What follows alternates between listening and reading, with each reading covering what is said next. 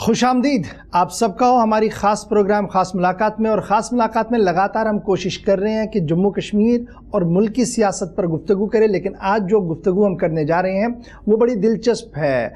उस साबिका रियासत के एक हिस्से की बात करने जा रहे हैं जो 5 अगस्त 2019 के बाद बाज़ाब्ता तौर पर यूनियन टेरिटरी बनी है।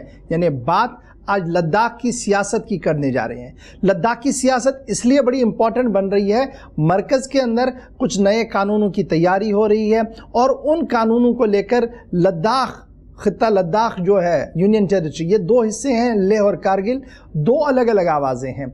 एक आवाज़ को लगातार आप सुनते आ रहे हैं, आज कोशिश करेंगे कि दूसरी आवाज़ जो करगिल की आवाज़ है वो क्या कुछ है, क्योंकि करगिल की आवाज़ दिल्ली आई है और दिल्ली में वजारत दाखिला के आला अफसरों के साथ उनकी मुलाकात हुई है। आज हमारे मेहमान हैं असगर करबलाई साहब, सीनियर मोस्ट कांग्रेस लीडर है। बहुत बहुत शुक्रिया जी करबलाई साहब मेरे साथ ज्वाइन करने के लिए।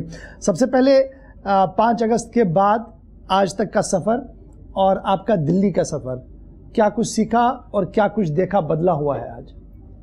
बिस्मिल्लाहिर्रहमानिर्रहीम। अस्सलाम वालेकुम, आपको और पूरी नाज़रीन को सलाम पेश करता हूँ। जैसा कि आप जानते हैं 5 अगस्त 2019 तक हम रियासत जम्मू कश्मीर के हिस्से थे। हमारी अपनी नुमाइंदगी थी, अगरचे कम थी लेकिन नुमाइंदगी थी। कानून बनाने का इख्तियार था, उतनी वाइस नहीं थी लेकिन अपनी आवाज़ को वहाँ कानून बनाने में अपनी आवाज़ को हम पहुँचाते थे। एग्जीक्यूशन में हमारा हिस्सा था, एग्जीक्यूटिव लेवल पे हमारे मिनिस्टर्स होते थे।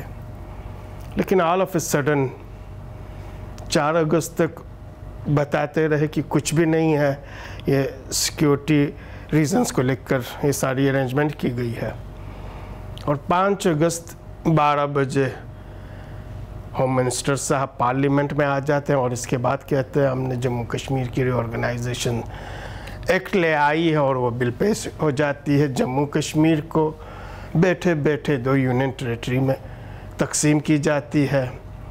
जम्मू कश्मीर यूटी बन जाती है और आपका लद्दाख यूटी बन जाता है। स्टेट से डाउनग्रेड होकर नीचे आते हैं, आपका स्पेशल स्टेटस चली जाती है। 370, 35 ये सब कुछ चश्म ज़दन में, यानी इंसान अभी सोच भी रहा था कि सब कुछ हाथ से छिन जाती है। और इसके बाद आप देखते हैं रियासत के 22 डिस्ट्रिक्ट्स में से अकेला करगिल डिस्ट्रिक्ट है जिसने इस पूरे डिसीजन का फोर्सफुली और पब्लिकली प्रोटेस्ट किया, सड़कों पे आए, हड़ताल की, स्ट्राइक किया, जाम किया, लाठी चार्ज की, जुलूस निकाले। लेकिन कुछ भी अब गवर्नमेंट्स की डिसीजंस आ चुकी थी। ये कहकर ये सारी चेंजेस लाई गई, कहा 2 ख़ानदान के राज है, करप्शन अपनी इंतहा को है, स्टेट में कोई डेवलपमेंट नहीं है, स्टेट सबसे पिछड़ा हुआ है, सेहत के लिहाज से, तालीम के लिहाज से, इंफ्रास्ट्रक्चर्स के लिहाज से, वुमेन एंड चाइल्ड एम्पावरमेंट के लिहाज से। और हम with in short span of time Jammu Kashmir का नक्शा चेंज करेंगे, 2 ख़ानदान के राज को हम ख़त्म कर लेंगे, करप्शंस को हम ख़त्म करेंगे, टेररिज्म को हम ख़त्म करेंगे, अपलिफ्टमेंट करेंगे, बिजनेस की भरमार होगी, यानी at par with other states of India हम लेके आएंगे। साथ ही साथ लद्दाख के बारे में कहा गया कि अंडर प्रिविलेज है, अंडर डेवलप्ड है, अपलिफ्टमेंट की ज़रूरत है, नेगलेक्टेड एरिया है, इसे भी at par with other parts of India लाने की ज़रूरत है। सारी लीडरशिप को बंद की गई, यूथ्स को एक एक करके उठा दे, हज़ारों की तादाद में यूथ को अंदर डाल दी गई। तकरीबन एक ऐसा सेंसरशिप डाल दी गई कि किसी को अपनी आवाज़ निकालना भी मुश्किल हुआ। 7 महीना हमारा करगिल नेट से बंद रहा। जम्मू कश्मीर तो तकरीबन 555 दिन टोटली बंद रहा। सिर्फ अकेला एक लेह डिस्ट्रिक्ट थी जहाँ पे सिस्टम चल रहा था। इनिशियल स्टेज में हमारे लेह के लोगों ने और जम्मू में कुछ लोगों ने खुशियाँ मनाई, सेलिब्रेशंस किया, लेकिन जिस तरीके से लेह में सेलिब्रेशंस होना चाहिए था नहीं हुआ, लेकिन किया इन्होंने। अब तकरीबन 18 महीना गुजर गया। इस 18 महीने में करगिल बुरे से बुरे हालात से 70-72 सालों में जूझता रहा, लेकिन इस मंजिल पे नहीं थी। यानी आज लद्दाख में से करगिल की कोई वॉइस नहीं है, कोई रिप्रेजेंटेशंस नहीं है। आज हम एक ऐसे स्थिति में हैं कि हमें पता ही नहीं है, मैं सिर्फ आपको करगिल की बात नहीं करूँगा, पूरे लद्दाखियों को, कि हम लद्दाखी भी हैं या नहीं है। ये इस संदर्भ में मैं आपको कह रहा हूँ, 2019 5 अगस्त के बाद जितने भी लॉस थे, एक्ट्स थे, वो सब कुछ ख़त्म हो गया। हमारा स्टेट सब्जेक्ट रूल था, हमारे पास PRC होती थी जिसके ज़रिए पहचाना जाता था, आपके पास एक लीगल डॉक्यूमेंट थी कि आप state of Jammu, erstwhile state of Jammu and Kashmir के रेजिडेंट हैं। यही चीज़ हमारे पास थी, वो नल एंड वाइट हुआ। आज लद्दाखियों के पास कोई लीगल डॉक्यूमेंट्स नहीं है ये साबित करने के लिए कि मैं लद्दाखी हूँ। अभी चलिए जम्मू कश्मीर में तो एक डोमिसाइल लॉ ले आया, वहाँ कम से कम उस डोमिसाइल लॉ के ज़रिए तो पता कर सकते हैं कि ये जम्मू कश्मीर के बाशिंदा हैं। उसमें भी लुकनास है, कमियाँ हैं, वो एक अलग चीज़ है, लेकिन है एक चीज़, डॉक्यूमेंट्स है आपके पास। हमारे पास वो भी नहीं है। 72 साल के बाद हम एक नो मैंस लैंड बन गए, यानी जिसकी आइडेंटिटी छीन ली गई, पहचान छीन लिया गया, शख्सियत छीन ली गई, आवाज़ छीन लिया गया। अच्छा, अब मैं इसमें मुकाबले में मैं हुकूमत की बात को आपके सामने रख रहा हूँ। हुकूमती इदारे ये कह रहे हैं कि देखिए जो कुछ 70-72 सालों में नहीं हुआ उससे ज़्यादा इस बार डेवलपमेंट के लिए पैसा आया, बजट प्रॉपर मैनेज किया गया और ग्राउंड ज़ीरो पर जो इलेक्टेड लोग हैं, चाहे हिल काउंसिल करगिल की बात करें, हिल काउंसिल लेह की बात करें, उन तक वो चीज़ें पहुंचाई गई और वो एग्जीक्यूशन में लगी हैं। अब जहाँ तक पॉलिटिकल एस्पिरेशंस की बात है, उसके लिए हाई पावर कमेटियाँ बनाई गई हैं जो लगातार देख रही हैं, जैसे नौकरियों के मामले में और लैंड के मामले में, और कंपनसेशन ऑफ लैंड का ऑलरेडी एक्ट भी आ गया है। तो इन द मीन टाइम ये सब चीज़ें जी चल रही है और उसी सिलसिले में आप भी तो दिल्ली आए हैं एक प्रोसेस को। एक चीज़, आप जब आप ग्राउंड रियलिटीज़ की बात कर रहे हैं, आप इंस्टीट्यूशंस को एम्पावर करने की बात कर रहे हैं। 2-3 चीज़ें मैं आपको एलेबरेट नहीं करूँगा। आपका पंचायत इलेक्शन हुआ, BDC हुआ, लद्दाख में DDC नहीं है क्योंकि हिल काउंसिल है, वहाँ पे हिल काउंसिल है, दोनों जगह एग्जिस्ट कर लेती है। कहा गया हम फुल्ली पंचायत को, BDC को और आपके काउंसिल को एम्पावर करेंगे। Even on the floor of the house, reorganisation act में भी है ये कि हम दोनों काउंसिल को एट पार विद 6 शेड्यूल लाएंगे, इतना एम्पावर करेंगे कि पूरी देश में जितने भी काउंसिल है, स्पेशली नॉर्थ ईस्ट एरिया में है, सबसे पावरफुल काउंसिल बनेगी। लेकिन ग्राउंड रियलिटीज में आपको बता दूं, 6 महीना नहीं गुजरा, वही काउंसिल जो बीजेपी लेड काउंसिल थी, चेयरमैन बीजेपी के थे, ECs बीजेपी का था, उनकी हालत इतनी हो गई, उनके पावर इस तरीके से स्क्रैप करके सीज किया गया कि CC along with his cabinet executive councillors Raj Bhavan के दरवाजे पे धरना देने के लिए पहुंचे। 1.5 घंटा दरवाजे पे रहे, कोई पुरसाने हाल नहीं हुआ, कोई पूछने के लिए नहीं आया, और ये लाइव मीडिया पे चल रही थी। इसके बाद 1.5 घंटे के बाद एक कमिश्नर सेक्रेटरी साहब आते हैं, CC साहब जिनकी स्टेटस कैबिनेट मिनिस्टर की है, एग्जीक्यूटिव काउंसिलर जिनके स्टेटस डिप्टी मिनिस्टर की है, उनसे पूछते हैं हाँ क्या है बताइए। LG साहब नहीं पूछते हैं, बाहर ही नहीं आते हैं, गेट बंद रखा। 1.5 घंटे के बाद एक कमिश्नर सेक्रेटरी आते हैं, कहते हैं क्या है बताइए, क्या प्रॉब्लम्स है। कहते हैं हमारा कोई आवाज़ ही नहीं है, हम इलेक्टेड रिप्रेजेंटेटिव, हमारा कोई सही नहीं है, हमें सबसे पावरफुल काउंसिल बनाने का वादा किया गया, आज पब्लिक हमसे पूछती है और हम कहते हैं हमें कुछ भी पता नहीं है।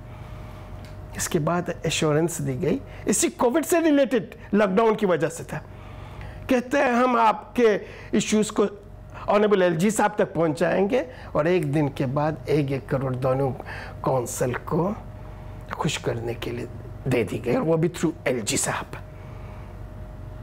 लेकिन ठीक है ना, इलेक्टेड काउंसिल की ये आप कह रहे हैं। जब मैंने बात की CECs के साथ दोनों जगह पे, तो ये डायरेक्ट क्वेश्चन मैंने दोनों से पूछा। मैंने कहा कि एक मीडिया परसेप्शन है या सही है, इसको आप क्लियर कीजिएगा। वो मैंने उनसे जब ये पूछा कि क्या आपके पावर्स को सीज किया गया है, क्या अब वो काउंसिल नहीं है जो काउंसिल हम 5 अगस्त से पहले देखते थे, तो कैटेगोरिकल जवाब आया नहीं जी, काउंसिल मोर स्ट्रेंथन हुआ है और उसी तरीके से काम कर रहे हैं जो हमारे पास है। तो क्या मैं ये मानूं कि असगर करबलाई साहब सियासत कर रहे हैं या CEC साहब गलत बता रहे हैं? मैं आपको एक चीज़ कहूँगा, मैं सियासत बिल्कुल नहीं कर रहा हूँ।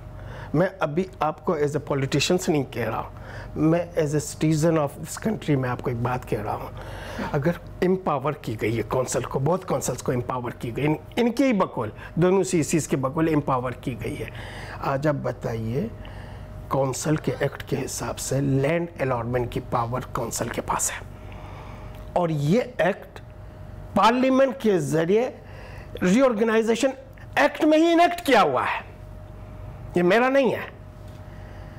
आज आप बताइए, लैंड अलॉटमेंट काउंसिल के पास है। आपके काउंसिल का फंड्स नॉन लैप्सेबल था। आज आप बताइए, इन्हीं से पूछिए, हमारे करगिल से ही मोर देन 50 करोड़ लैप्स हुआ। ये एम्पावर की गई है। रिक्रूटमेंट DRB काउंसिल के जरिए, इसी एक्ट में है, DRB डिस्ट्रिक्ट रिक्रूटमेंट बोर्ड होती थी, रिक्रूटमेंट होता था आपके क्लास 4 से लेकर पटवारी टीचर तक। बताइए, इस एक्ट के आने के बाद, रीऑर्गेनाइजेशन एक्ट के आने के बाद एक रिक्रूटमेंट हो सके? पूरी लेह और करगिल के स्टूडेंट्स, अनएम्प्लॉयड यूथ सड़कों पे है, आज भी चिल्ला रहे हैं। ये खुद इनके MP साहब कहते हैं मोर देन 10,000 वैकेंसीज है। पिछले 2 साल से कह रहे हैं हम रिक्रूटमेंट, पहले का जिस वक्त पिछले साल का 6,000 थे, इसके बाद का 7,000, अब 10,000 पे पहुंचे और कहते हैं हम जल्दी रिक्रूटमेंट। 2 साल होने जा रहा है, जवान सड़कों पे है, कहते हैं भाई हमारे बहुत सारों का ओवरएज हो रहा है, कोई पुरसान हाल नहीं।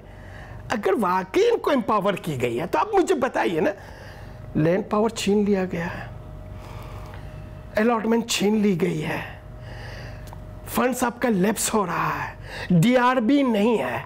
अच्छा, इसके बाद कैबिनेट स्टेटस है और एक कमिश्नर सेक्रेटरी आके पूरी मीटिंग ले रहा है। हमारे वहां पे जब कैबिनेट चीफ मिनिस्टर आते थे, चीफ मिनिस्टर मीटिंग भी करे तब भी CEC चेयर करते थे, चीफ मिनिस्टर चेयर नहीं करते थे, कैबिनेट मिनिस्टर चेयर नहीं कर सकते थे। आज एक कमिश्नर सेक्रेटरी चेयर करते हैं। तो क्या मैं ये समझूं कि जो CECs हैं उन्हें शायद अपने पावर का पता नहीं है, या अब हालात ऐसे हो गए भैया चलो हमने तो रहना है, किसी तरीके से चलता रहे, क्योंकि पावर का चस्का भी बड़ी चीज़ होती है। इन सारे बातों से ऐसा ही लगता है चलिए एडजस्टमेंट करें, ये एडजस्टमेंट हो रहा है। नहीं तो ग्राउंड रियलिटीज मैंने आपको बता दी, नहीं से आप पूछ लें। ग्राउंड रियलिटीज ये है कि आपके फंड्स। चलिए अब ज़रा मैं थोड़ा आगे बढ़ता हूँ। ये तो एक एस्पेक्ट था, बड़ा इंपॉर्टेंट था ये जानना कि जो सरकार कह रही है और ग्राउंड पर जो लोग हैं वो क्या कुछ कह रहे हैं।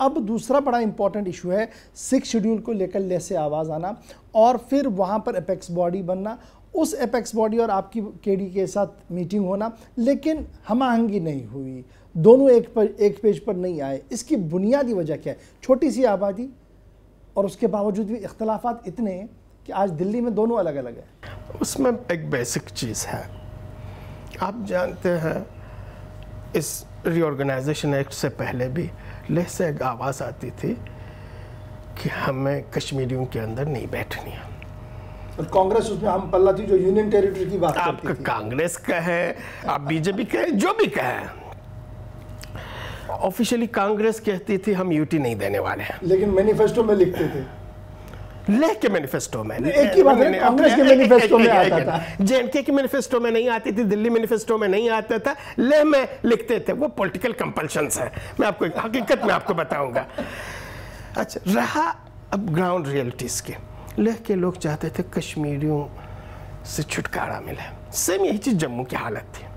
लेकिन करगिल के लोग हमेशा कहते थे हम स्टेट के रीजन के नाम पे, रिलीजन के नाम पे, लैंग्वेज के नाम पे, किसी भी नाम पे डिवीजन के हम अगेंस्ट हैं। डे फर्स्ट से हमारा नारा यही था और आज भी है, हमने कभी यूटी नहीं मांगा। Discriminations in all field of life Leh से ज़्यादा हमारे साथ हुआ। लेकिन कभी भी हमने स्टेट को तकसीम करने की आवाज़ नहीं उठाई। आज भी हम इसके हक में नहीं हैं। लेह वालों का यूटी का डिमांड था, वो सोचते थे यूटी मिल जाए तो हमें इतनी एम्पावरमेंट मिलेगी, इतना ताकत आएगा कि हम अपने लिए सब कुछ कर सकते हैं। ये इनका कंसेप्शन था और इसी हिसाब से इनकी लीडरशिप ने डिमांड भी रखी। करगिल ने टूथ एंड नेल इस चीज़ की अपोज कर दी। And all of a sudden किसी को भी पता नहीं था कि चश्म ज़दन में आपका यूटी आ गया। सेलिब्रेशंस भी की, इन्हीं अपेक्स बॉडी के चेयरमैन और एमपी बाकी सीसी सबों ने मिलकर सेलिब्रेशंस भी की। अभी 3 महीना 4 महीना नहीं गुजरा, रियलाइजेशंस हुआ। करगिल ने प्रोटेस्ट किए, इन्होंने सेलिब्रेशंस किए और करगिल को बहुत कुछ सुनना पड़ा। 4 महीने के बाद रियलाइजेशंस हुआ ये वो चीज़ नहीं है जो हमने मांगे थे। हमने कहा 370 से जो प्रोटेक्शंस हमें मिली थी, हमारी लैंड, हमारी जॉब, 35A से जो जॉब सिक्योरिटी था, जो रिजर्वेशंस हमें मिली हुई थी, जो सेफगार्ड हमें मिला हुआ था, आपको एलर्जिक थी 370 और 35A की, क्योंकि कश्मीरी ज़्यादा कहते थे। इस टर्मिनोलॉजी से हमारे लेह वालों को भी एलर्जिक थी, इसी टर्मिनोलॉजी से हमारे जम्मू वालों को भी एलर्जिक थी। इसलिए इन्होंने इतना बड़ा हंगामा क्रिएट किया गया 370 और 35A के। 4 महीने के बाद पता चला भाई जो प्रोटेक्शंस हमें 370 और 35A के ज़रिए मिला, यूटी में कुछ भी नहीं है। अब इसके बाद आवाज़ उठने लगी, भाई अब हमें लैंड प्रोटेक्शन चाहिए, जॉब रिजर्वेशन चाहिए, कल्चरल आइडेंटिटी हमारी डिस्टिंक्ट है, एनवायरनमेंट हमारी जो ज्योग्राफी वो डिस्टिंक्ट है, इसकी प्रिजर्वेशन चाहिए, सेफ गार्ड एंड सिक्योरिटी चाहिए। कहाँ मिलेगी? यूटी में तो है ही नहीं है। तो 6 शेड्यूल ले आए, फिर स्टडी टूर के लिए इन्होंने भेजा, थ्रू एलजी साहब टीम बना के भेजे नॉर्थ ईस्ट वगैरह। 6 महीना 6 शेड्यूल का ही आवाज़ चलता रहा। इसके बाद पता चला भाई 6 शेड्यूल में अल्टीमेट पावर एलजी साहब के पास है, ग्रॉस रूट पर कुछ नहीं। उसी में क्लियर लिखा हुआ है 6 शेड्यूल में ही, एडिशन अल्ट्रेशंस, किसी को 6 शेड्यूल में डाले, किसी एरिया को निकाले, ये एलजी साहब के रहमो करम पे। यानी 6 शेड्यूल भी उनके दर्द का दवा नहीं था। अब इनको लगा नहीं है, इस 6 शेड्यूल हमारे लिए कुछ नहीं हो सकता। अब हमें चाहिए UT with legislature. UT with legislature में एक प्रॉब्लम यह है, आप दिल्ली में देख रहे हैं, लैंड यूटी के पास नहीं होती है, मेजर डिसीजंस यूटी के पास नहीं, कुछ भी नहीं है। अच्छा, फिर इसके बाद आप जॉब रिजर्वेशन यूटी के पास नहीं है। आप कहते हैं भाई अल्टीमेटली आपको स्टेटहुड के बगैर कुछ नहीं हो सकता। हमारे करगिल का डे फर्स्ट से यही है, 370 और 35 ये जो प्रोटेक्शंस हमें देती थी कोई चीज़ नहीं दे सकता है। अब साथ ही साथ एक हकीकत, ग्राउंड हकीकत ये भी है, ज़मीनी हकीकत, कि आप चाहें या ना चाहें, आप अगेंस्ट भी हों, आप यूटी बन चुके हैं, इसको वापस सिर्फ सुप्रीम कोर्ट ही कर सकती है। ये गवर्नमेंट्स जिन्होंने ले आया है वो वापस नहीं करेगी। उनका पॉलिटिकल एजेंडा था, पॉलिटिकल एजेंडा यही था। अब सुप्रीम कोर्ट ही ला सकती है, उसमें हम पिटिशन पार्टनर हैं, पिटिशंस हमने डाली हुई है। ज़मीनी हकीकत यह है कि यूटी है और हम यूटी को किसी भी कीमत पे एक्सेप्ट नहीं कर रहे हैं और कहते हैं ये हमारे दर्द की दवा नहीं है। और हमने कहा भाई दर्द की दवा अगर है तो आपको स्टेटहुड है। तो ये बताइएगा, जब एपेक्स बॉडी आपसे मिलने आई करगिल तो ये चीज़ें वहाँ डिस्कस नहीं हुई? 3 घंटे हमारी मीटिंग हुई। तो 3 घंटे के बाद निकला क्या उसमें? उसका जो निचोड़ है, अंदरून खाना हमारे बातें हुई, 6 शेड्यूल पे भी बातें हुई, यूटी विद लेजिस्लेचर पे बातें हुई, स्टेटहुड पे बातें हुई।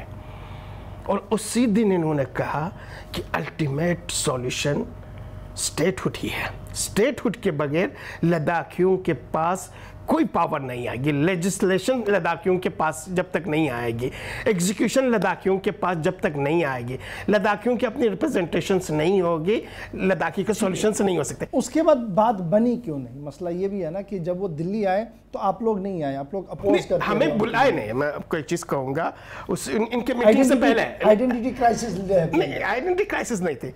एपेक्स बॉडी को इसलिए बुलाया गया अर्ली चूंकि लेह में काउंसिल की इलेक्शन थी और पूरी एपेक्स बॉडी ने देखा जिस तरह से आज हमारे जम्मू कश्मीर के लीडरशिप एक दोराहे पे फंसी हुई है, डिलिमिटेशन के बाद इलेक्शन के दोराहे पे सेम लेह के लीडरशिप दोराहे पे फंस गई थी। इलेक्शन में हिस्सा ले या इलेक्शन का बायकॉट कर दे। तो इन्होंने इलेक्शन का बायकॉट कर दी। अब लद्दाख जैसे एक स्ट्रेटेजिक एरिया में इलेक्शन की बायकॉट हो, और वो भी इन लोगों के जरिए जिन्होंने यूटी के डिसीजन की सेलिब्रेशंस की और बीजेपी के लोगों का, तो बहुत बड़ी एम्ब्रेसमेंट थी गवर्नमेंट के लिए। फटाफट यहाँ से जहाज बेच के लीडरशिप को ले आए और इन्हें कहा आप इलेक्शन में हिस्सा ले लें, बायकॉट को खत्म कर दें, हम आपकी बातों पे सोचेंगे। फर्स्ट मीटिंग इनकी इस तरीके से हुई। 2 महीने का टाइम दिया गया, 2 महीना 4 महीना बना, 4 महीने के बाद दूसरी बार बुलाया गया और दूसरी मीटिंग में क्लियरली कहा गया कि कोई 6 शेड्यूल मिलने वाला नहीं है। कॉन्स्टिट्यूशनल सेफगार्ड दे सकते हैं, कोई 6 शेड्यूल। इसके बाद दोबारा वहाँ पे एपेक्स बॉडी गई, मंथन की इन्होंने, इसके बाद इन्होंने हमारे साथ मीटिंग किया। दोबारा अभी हमें इन्होंने इनविटेशन भेजी। इनके इनविटेशन से पहले हमें दिल्ली से इनविटेशन आया केडीए को।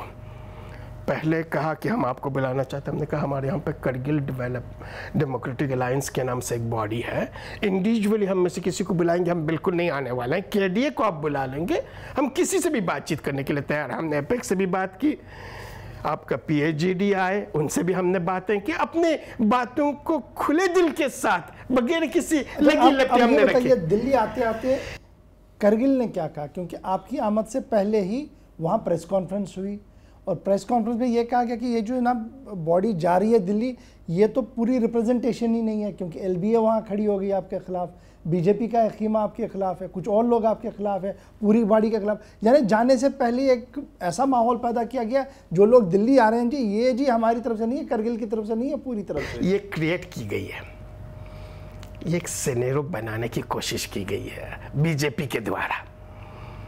इन्हीं एलबीए को हमने मीटिंग में बुला ली थी, 2 बार नहीं आए, तीसरी बार इसी बॉडी को हमने बुलाया था यहाँ आने से पहले, और सारी चीज़ों पर हमने कहा हमारा एजेंडा यह है, आप देखें, और इस एजेंडे के पीछे लॉजिक ये है, रीज़न ये है। इसके बाद इन्होंने कहा आप हमें 3-4 दिन टाइम दे दें, इसके बाद फिर हम आपको रिस्पॉन्ड करेंगे। और इसी 3-4 दिन के बीच में, अभी 3-4 दिन नहीं गुजरा, इन्होंने वो प्रेस कॉन्फ्रेंस दे दी। बीजेपी वाले ये सोचते थे केडीए को कोई पूछने वाला नहीं है, हमारी बगैर तो यहाँ पत्ते नहीं हिल सकती है, स्टेटमेंट देने शुरू कर दी। सेंट्रल गवर्नमेंट बीजेपी की है, एमपी साहब बीजेपी के हैं, तो वहां जो बैठे हुए उनसे कौन पूछेगा? इनका अगर कुछ बीजेपी के बारे में पूछना हो तो एमपी साहब और गवर्नमेंट डिसीजन ले लेगी और उनको ओबे कर लेना है। इसलिए गवर्नमेंट ऑफ इंडिया ने भी देखा, 1.5 साल लगा केडीए को स्टडी करने में, और इन्होंने देखा यहाँ जो political, religious, students, social organisation है, पंचायत बॉडी हमारे साथ है, काउंसिल हमारे साथ है, ट्रक यूनियन हमारे साथ है, ट्रांसपोर्ट जितने भी हैं, मार्चेंट एसोसिएशन, स्टूडेंट्स यूनियन, यानी करगिल के हर फील्ड ऑफ लाइफ के लोग हमारे एपेक्स का तो पूरा खदुखाल सामने है। आज जरा केडीए का भी एक ऑपरेशन हो जाए। केडीए अब चाहती क्या है? 5 अगस्त को आप कह रहे हैं कि ये जी अब सब जुडिस है, मैटर सुप्रीम कोर्ट के अंदर है, तो एक व्यू पॉइंट ये है। फिर इसी व्यू पॉइंट को आप आगे बढ़ाते हैं। देखिए, जम्मू कश्मीर तो अपनी जगह है, लेकिन लद्दाख का अब ये मुस्तकबिल क्या है? वो ये है कि एक रियासत हो जी with full powers, with legislature. तो क्या मैं ये मानूं कि गवर्नमेंट ऑफ इंडिया ने जो 4-5 अगस्त को मन बनाया, फैसला सुनाया, उसे जम्मू कश्मीर तो अपनी जगह, लद्दाख की आवाम ने मान लिया, केडीए ने भी मान लिया, सब ने मान लिया, क्योंकि अब आगे वे फॉरवर्ड ढूंढना है जी, एक जगह नहीं रुका जा सकता है। एक जगह नहीं रुका जा सकता है, इसीलिए हमने गवर्नमेंट ऑफ इंडिया के सामने एक एज ए डिमांड हमने रखा रेस्टोरेशन ऑफ 370 और 35। ये हमारा डिमांड है, हम इसे छोड़ने वाले नहीं है। पॉलिटिकल डिमांड ना, जैसे ना पहले आप माजी में रखते थे वहाँ करगिल में, यूटी दे दीजिए।